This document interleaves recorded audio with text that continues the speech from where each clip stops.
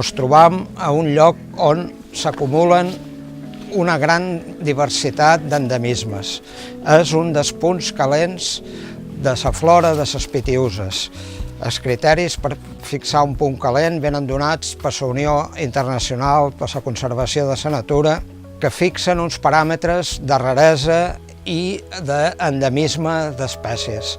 Plantes que tenen una distribució molt reduïda o que són exclusius d'un lloc molt determinat. Es tracta d'endemismes i espècies relictes de temps antics.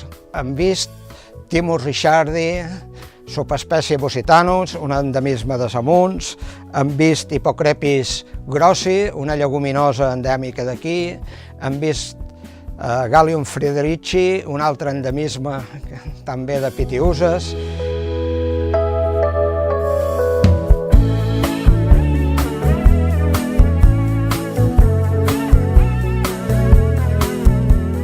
Tenim a Eivissa una biodiversitat molt elevada que surt a nivell internacional com dels llocs que hi ha a la Mediterrània més especials i en necessitat d'una gran protecció per mantenir aquest patrimoni natural.